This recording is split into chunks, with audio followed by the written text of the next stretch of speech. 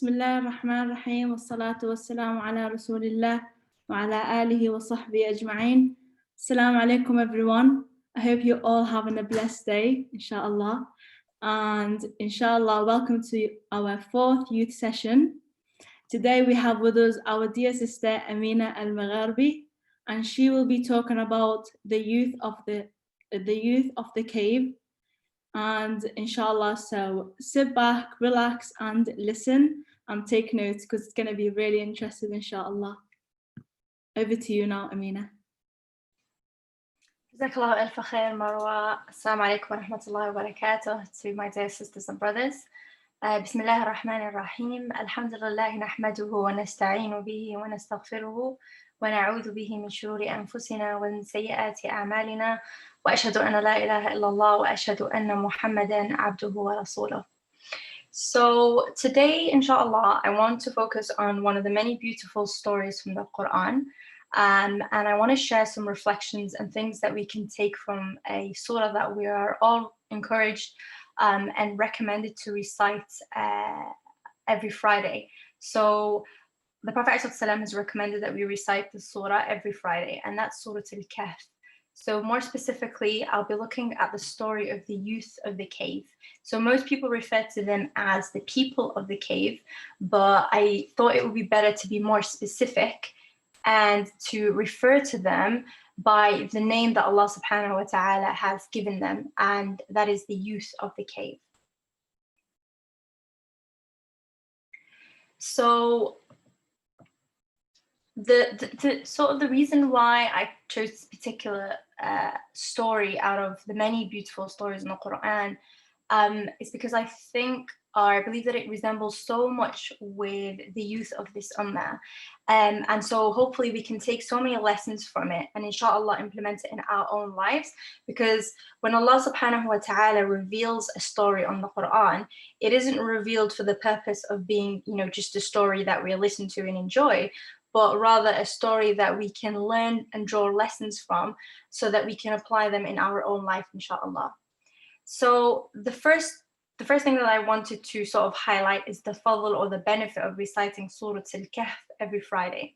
So the Prophet ﷺ says that whoever reads Surah Al-Kahf on a Friday would find his entire week enlightened with nur up until the following Friday. And then again, if you read it again on the next Friday, the nur will continue on and on, inshallah.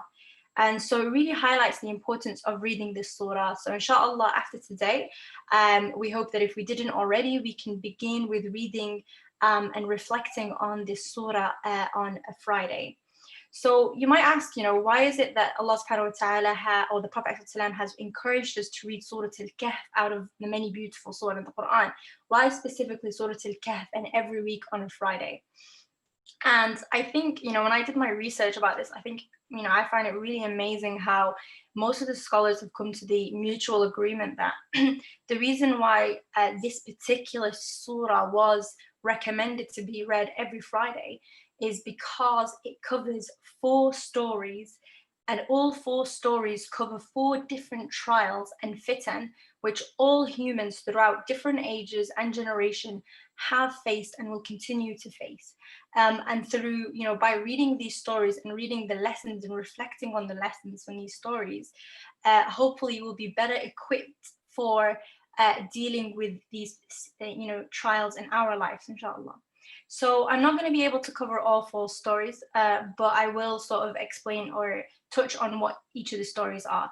So the first story is the story of the people or the youth of the cave, and the trial that they faced was that of the deen.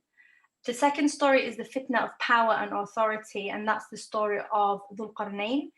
And the third is the fitna of knowledge, and that's the story of Al-Khudr. And the fourth is the fitna of wealth, so the people of the garden. So, it's so important that we, read these stories and learn the lessons so we can actually get the full benefit of this surah and the nur that it carries.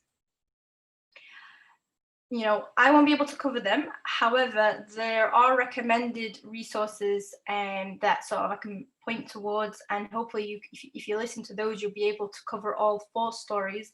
And so, you know, and it's also part of the resources that I used in preparation for today.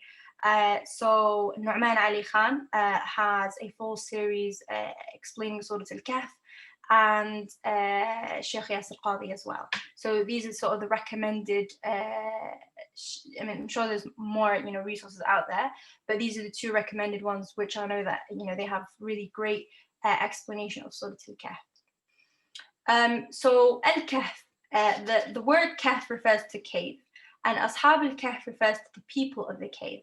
So what is the cave and what's the story all about? So it really is beautiful. It's such a beautiful story that Allah subhanahu wa ta'ala begins the entire surah by mentioning their story. So Allah refers to the people of the cave as innahum fitya. So Allah refers to them as they are no doubt young people who believed in their master, amanu bi rabbihim. So Allah subhanahu wa ta'ala highlights that they are youth, because really, if you look at the way that societies, you know, throughout generations, including today's generation, the way that the youth are always, you know, viewed or considered is that they tend to be referred to as the, you know, problem segment of society. You know, the youth are doing drugs, the youth are into inappropriate things on the internet, the youth are easily swayed, the youth are losing their faith very easily, they're confused. There's a lot of negative pointing fingers when it comes to the youth as a, you know, social, a segment of our society. But Allah subhanahu wa ta'ala really changes that narrative, because he refers to the youth in this context as being the youth who stood up against the falsehood and stood up for what is true, whilst all the other people in their social context didn't. So never really feel like, you know, because you're young, you're less judged by Allah subhanahu wa ta'ala. Once you've reached the age of maturity, you have an obligation to do what's right, and you have the ability to choose to follow what's right and to not sway to what's wrong. So the story is of a group of young people who basically lived in a pagan society, and in their society they didn't only disbelieve in Allah subhanahu wa ta'ala, but they fought the concept of believing in the oneness of God, and they deviated from the right path. They would engage in pagan practices, and they would engage in things generally considered as haram, very similar to in today's age. So, you know, I think when we look at the social context that many of us live in, you know, we live in a secular society. A lot of the things that are highly encouraged or highly praised in the society are things that we can't engage in. Equally, these, you know, these young men were in a social context where a lot of the things that the people practiced was not in line with their religious beliefs. So, you know, these young men came from normal, you know, backgrounds in terms of, you know, their families were pagans, their families were considered the rich families as well, and they lived in castles. Anything that they had would be given to them, so they lived, you know, a 5-star luxury life. They lived at a time of a leader, and the name of the leader, again, you know, there is sort of dispute as to some of the facts, but the main, like, historical accounts say that the leader's name was Daqnayos. So his name was Daqnayos, and he was a Roman governor under the Roman emperor, and he was a tyrant king that was really oppressive, and he used to order and enforce the worship of idol on his people, and anyone who didn't follow these orders would be persecuted or executed, and before they're executed, they're punished and tortured publicly. So these young people decided that they are not only going to accept Allah subhanahu wa ta'ala in secret, but they wanted to live up to their belief in Allah subhanahu wa ta'ala, and they had the courage to speak out about it. So Allah subhanahu wa ta'ala dedicated several ayat in Surah Al-Kahf telling us that these are young people that were true in their belief and practice in Allah subhanahu wa ta'ala. You know, they would gather together to do dhikr. So it's basically these men, they didn't know each other, and they only got to know each other through the mutual belief in Allah subhanahu wa ta'ala. And so what they used to do before they publicly, announced their belief in Allah subhanahu wa ta'ala, they used to go to the cave and they would worship Allah together collectively, and they would remind each other about staying on the right path. They would discourage each other from engaging in what's haram. They sort of protected each other in a society where there was no boundaries. So people around them were, really fine about things that were considered wrong. There was a lot of fitna that was really widely spread, and everything was available to them. They were from these wealthy families. Parents encouraged them to take part in these sins. Parents weren't telling them not to take part, that you shouldn't do this or you shouldn't do that. Nothing was considered wrong. So really, there was nothing to stop them from being like everyone else, except their fear of Allah subhanahu wa ta'ala. So, they had the total freedom, and they were actually encouraged to be rebellious against Allah subhanahu wa ta'ala, but they decided not to. If we, take a step back and reflect on the society that we live in today, we find that, people in this day and age would justify the sins that they fall into. And they feel like, we're absolutely surrounded by fitna, and so we have the right to be engaged in these fitan. It's very difficult for us to stop ourselves, But the stories, the reason why Allah subhanahu wa ta'ala reveals these stories in the Quran is so that we can learn from them, that these young people were actually surrounded by more fitna than we are, but they learned to understand that the path of Allah subhanahu wa ta'ala is where they would find peace, tranquility, strength, and success, both in this life and the next. They could have stayed quiet and not revealed their Islam publicly, but they decided not to. They wanted to live up to their beliefs, and what they did is they openly questioned people. How do you worship what you created? Shouldn't you be worshiping the one who created you? And they declared their belief openly, and that was considered as an act of treason. So it was ordered, or their execution was ordered to take place the following day after they publicly announced their belief in Allah subhanahu wa ta'ala. So naturally they felt scared, and so they gathered together over the night to think what they could do. So they came to the conclusion that they should escape to the cave that they would usually go to and do dhikr, because no one knew about that cave. So they did. They went to the cave, and when they got there, they asked Allah subhanahu wa ta'ala for protection. فقالوا ربنا آتنا من لدنك رحمة وهيئ لنا من أمرنا رشدا. So in this ayah, we see that they understood that they were really helpless and they needed Allah subhanahu wa ta'ala. So Allah subhanahu wa ta'ala responded in a way beyond their imagination, in a way that it would become a miracle for them and for the people that lived at that time. But it also served as a miracle of Allah subhanahu wa ta'ala through ages. So until today, we read about the story of these young men. These young men weren't prophets of Allah subhanahu wa ta'ala. They weren't messengers. They didn't receive a revelation. Allah subhanahu wa ta'ala didn't send an army of angels to protect them. They were young, regular men who simply, through the strength of their iman and taqwa and fear of Allah, Allah subhanahu wa ta'ala created a miracle for them, and he decreed that they would sleep for 309 years. So Allah subhanahu wa ta'ala in the Quran also explains that not only did they sleep for 309 years, but Allah subhanahu wa ta'ala brought the entire universe to their aid. So Allah subhanahu wa ta'ala caused the sun to come to their aid in a way so that it doesn't damage their skin. So if they're sleeping, in a cave and they're exposed to the sun, it would naturally start to eat into their skin. But Allah subhanahu wa ta'ala in the Quran explains how the sun would rotate in a way that it wouldn't affect their skin. Allah also, preserved their bodies by switching sides. So they were sleeping. Allah subhanahu wa ta'ala would make sure that their bodies are turning between right and left. Allah subhanahu wa ta'ala preserved their bodies for such a long time, for such a long period, in a way that when they woke up, they didn't even realize that they slept that long. So when they woke up, they asked each other, oh, how long do you think we slept for? One of them said, oh, I think we might have slept 1 or 2 days. The other said, no, we couldn't have slept that long. We might have slept for half a day. So subhanAllah, they didn't even know that they slept this long. So they were hungry when they woke up. And so they wanted to send one of them to go back to get some food. And they told him, obviously, hide your identity, because if they find you, they'll kill you. And so he did. And when he went back to his people, people started to look in ways that were suspicious. The way he dressed wasn't the way that they dressed. So he went to one of the shops to get some food.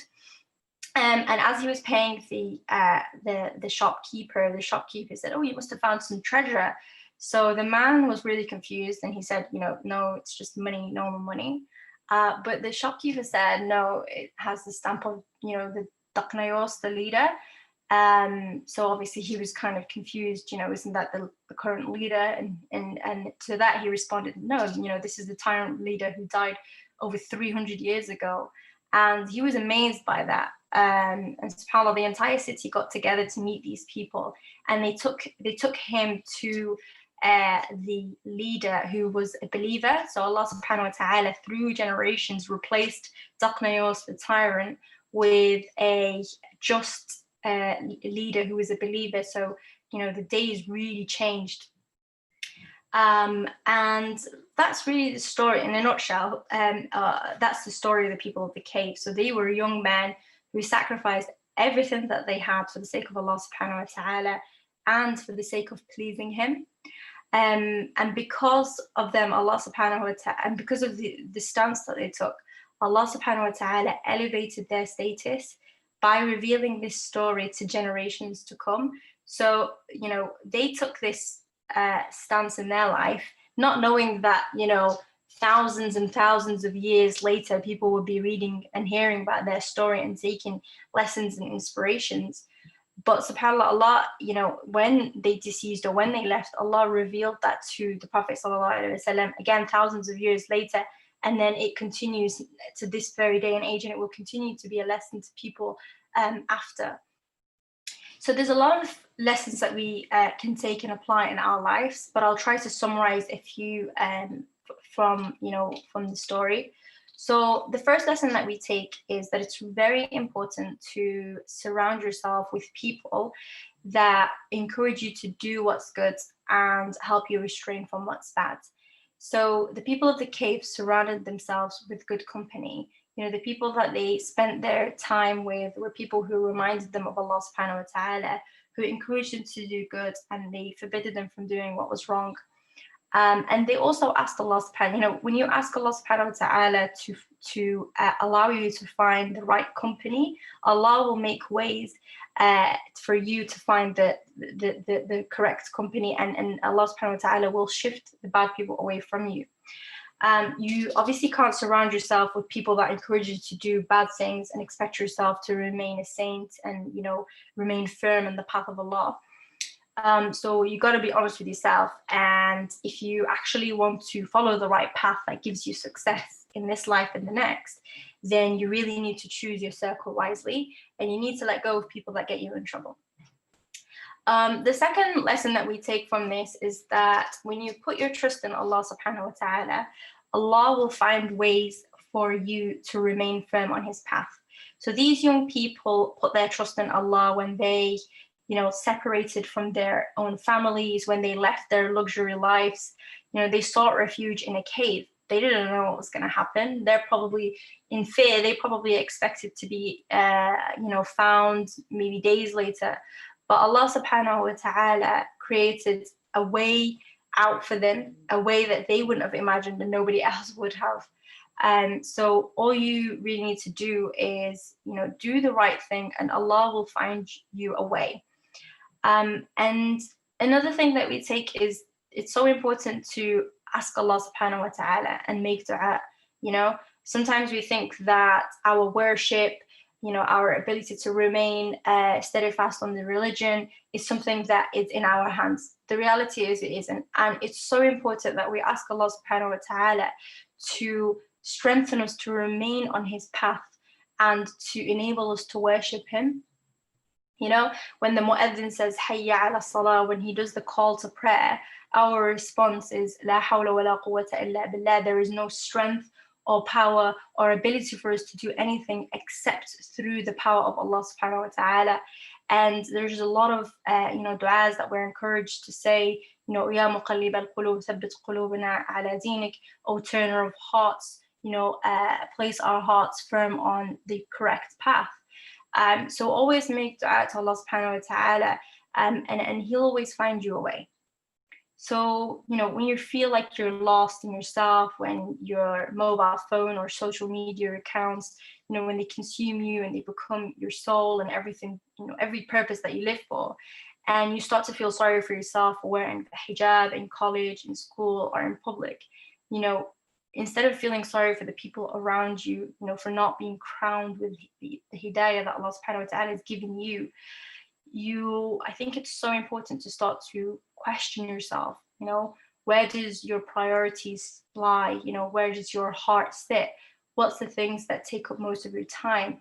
And if it isn't anything that pleases Allah subhanahu wa ta'ala, then it's really important to start to assess ways to take that step back and to reconnect with Allah subhanahu wa ta'ala. So, but I think when you start to do that, and the realization, when you start to sit back and account for what you do and how you spend your time, that realization in itself is a step forward. And when you start to realize it and you start to take steps and initiatives, you will find that Allah subhanahu wa ta'ala opens doors and opportunities for you. Obviously, it's not fair for me or anyone else to say that it's easy, and we know that it isn't, but giving up is the problem. The story of the people of the cave is relevant to so many people in so many ways. It's about letting go of things that make Allah subhanahu wa ta'ala upset or angry, or things that will deviate us from the right path. And it's so important that we remember that if we choose the dunya over the akhirah, we will lose both the dunya and the akhirah, because the pleasures of this life are really artificial, they're temporary. And when you become consumed by them, eventually you wouldn't even want them and you wouldn't even like them, But when you have that balance, deen and dunya, that's when you live a happy life. So I ask Allah subhanahu wa ta'ala to help us learn the teachings of the Quran in a way that betters our faith and betters our practice. And I ask Allah subhanahu wa ta'ala instill the love of his book and the sunnah of the messenger sallallahu alayhi wa sallam into our hearts and the hearts of our families and friends. وجزاكم الله ألف خير. Thank you so much, Amina. MashaAllah, that was a great lecture, and it's very important to, remember that Allah at all times, because he's the only one that can, help us and be with us when we need him. And I'm sure that everyone's learned something new today, because I have. And Jazakallah khair. If you have any questions, please send them into the Q&A and I will read them all.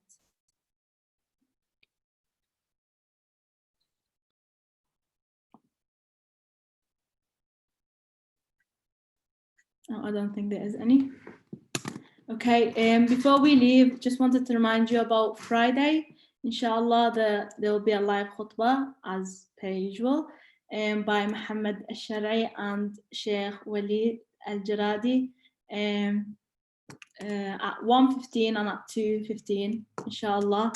And yeah, thank you for joining. Sorry, I remembered. At 8 p.m. as well, the Quran recitation. Please join if you can, because it's very important. And yeah, that's all. Inshallah, you all have a good day and a good week. Thank you all for joining again. Ma salama.